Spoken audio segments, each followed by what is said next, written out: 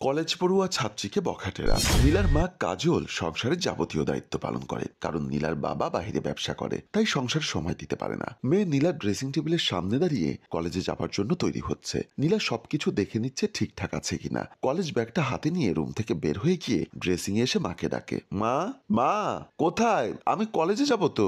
কোথায় তুমি? এদিকে এসো। মা এসে বলে, কিরে বাসায় ডাকাত পড়েছে নাকি? এভাবে চেঁচামেচি করছিস কেন? আমি ডাকলে তোমার কাছে চেঁচামেচি লাগবে তো। আমি কলেজে যাব, আমাকে টাকা দাও। কলেজে যাবি ভালো কথা, প্রতিদিন টাকা নিতে হবে কেন? আমি তো তোমার টাকা চাচ্ছি না, আমি তো আমার টাকাই চাইছি। বুঝলাম না, তুই কখন টাকা কামিয়ে আমাকে জমা রেখেছিস যে তুই টাকা চাইলেই আমার দিতে হবে? আমার কলেজ বাজেটের টাকা, যা আমার বাবা তোমার কাছে পাঠায় প্রতি মাসে। দাও টাকাটা দাও, আমি কলেজে চলে যাই। বুঝেছি, সেই খবর তোমার মগজ পর্যন্ত ঢুকিয়ে দিয়েছে তাহলে।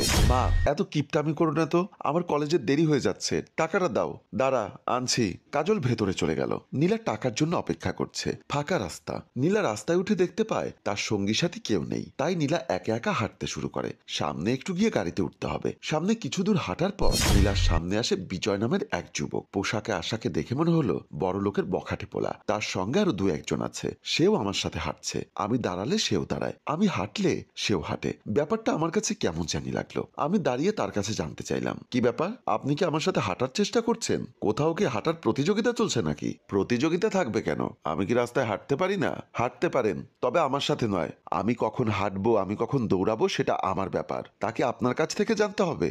আপনি হাঁটেন, আপনাকে নিষেধ করেছে কে? আমার সাথে কেন হাঁটবেন? আমি আপনার সাথে হাঁটছি না, আমি রাস্তা দিয়ে হাঁটছি। দেখুন, আমি আপনার সাথে বাড়াবাড়ি করতে চাই না। আমার কলেজের দেরি হয়ে যাচ্ছে, আমাকে কলেজে যেতে দিন। এই কি বললো শুনলি না? কলেজে যেতে দেরি হয়ে যাচ্ছে, তোরা সরে দাঁড়া। তবে আমার কিছু কথা ছিল, বলতে পারবো? না, আজ আমার এমনিতে দেরি হয়ে গেছে, আর একটু দেরি হলে ক্লাস মিস করব, আমার ক্ষতি হয়ে যাবে। ঠিক আছে যান, পরে অন্য সময় কথা হবে। এই তোরা গিয়ে একটু এগিয়ে দিয়ে আয়। না থাক, আমি যেতে পারবো। নীলা চলে গেল। ওরা বলল, ভাই কিছুই তো বলতে পারলেন না। আরে বেটা, এখন কি সময় ফুরিয়ে গেছে? চল একটু চা পানি খেয়ে আসি। মা কাজল কিচেনে কাজ করছিল। এমন সময় কলিং বেলের শব্দ শুনে দরজা খুলে দিলে নীলা প্রবেশ করে। নীলার মন মেজাজ ভালো নেই। মাথা লক্ষ্য করে মেয়ে সোফায় বসে পড়ে। মা জানতে চায়, কি রে কি হলো? তুই এরকম করে বসে রইলি কেন? কলেজে কিছু হয়েছে? না তেমন কিছু না। নীলা ভাবছে মাকে যদি এখন সব কথা বলি তাহলে আমাকে আর কলেজে যেতে দিবে না, তাই এসব মাকে বলা যাবে না। আমি তো প্রিয়াকে আসতে বলেছি, কথাগুলো প্রিয়ার সাথে শেয়ার করব। মা আমি রুমে গেলাম, আমার বান্ধবী প্রিয়া আসলে আমার রুমে পাঠিয়ে দিও। ও মা, কলেজ থেকে এলি, কিছু খাবি না? যা মুখ হাত ধুয়ে নে, আমি তোর জন্য খাবার দিচ্ছি। না এখন আমার কিছু খেতে ইচ্ছা করছে না, পরে খাবো। তোর বুঝি ক্ষুধা লাগেনি? কি খাবি বল? মা বললাম তো এখন কিচ্ছু খাবো না, আমার মন মেজাজ ভালো নেই, পরে খাবো। মন মেজাজের কি হলো? কলেজে কোনো সমস্যা? বল আমাকে, আমি তোদের স্যারের সাথে কথা বলবো।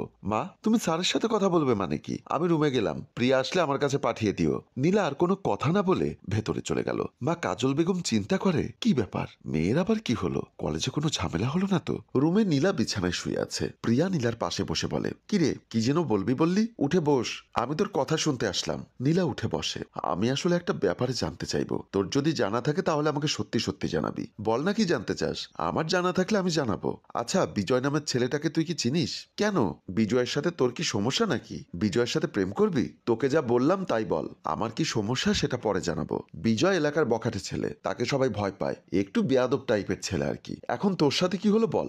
আমি কলেজে যাচ্ছিলাম, হঠাৎ বিজয় আমার পেছন পেছন এসে আমার সাথে হাঁটতে থাকে। আমি দাঁড়ালে দাঁড়ায়, আমি হাঁটলে সেও হাঁটে। পরে আমি দু চার কথা শুনিয়ে দিয়েছি, পরে চলে গেল। ওর সাথে বেশি লাগতে যাস না, বখাটে ছেলে, বলা তো যায় না কখন কি করে ফেলে।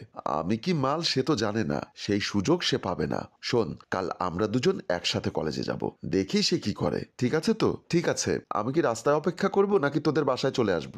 তুই আমাদের বাসার সামনে দাঁড়াস, আমি বের হলে একসাথে কলেজে যাব। তাহলে আজ আমি আসি। প্রিয়া নীলার রুম থেকে বের হয়ে যায়। পরদিন সকালে নীলা বাসার সামনে দাঁড়িয়ে আছে আর ভাবছে, কি ব্যাপার, প্রিয়ার তো এসে আমার বাসার সামনে থাকার কথা, কিন্তু এখনো তো আসেনি। প্রিয়া আমার সাথে বাটপারি করবে না তো? আর যদি প্রিয়া আমার সাথে না যায় তাহলে তো আমি সাহস হারিয়ে ফেলবো। এরই মাঝে প্রিয়া এসে হাজির। কি ব্যাপার, কার আগে আসার কথা?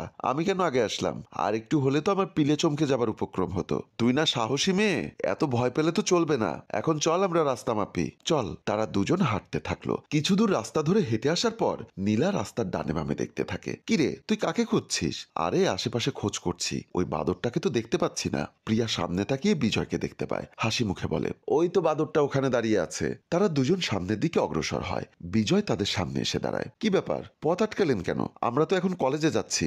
যা বলার পরে বললে ভালো হয়। আমার কথা না শুনে তো যেতে পারবে না। আজ যে সঙ্গী নিয়ে এলে, ভয় পেয়েছো মনে হয়। ভয় কেন পাবো? একা একা কি কলেজে যাওয়া যায় নাকি?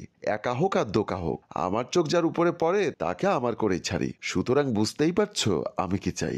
আসলে এসব ব্যাপারে এখানে কথা বলাটা মানায় না। তুমি যদি বলো তাহলে ভালো কোনো রেস্টুরেন্ট বুক করি, আমরা বসে কথা বলি। না, এত তাড়াতাড়ি আপনি থেকে তুমিতে আসা যাবে না। মানে কি বলতে চাও? আমি যখন যাকে যেভাবে খুশি ডাকতে পারি। না, মানে নীলা বলতে চাইছে সম্পর্ক হবার আগেই যদি সম্পর্কের ধরন বদলে যায় তাহলে কেমন দেখায় না?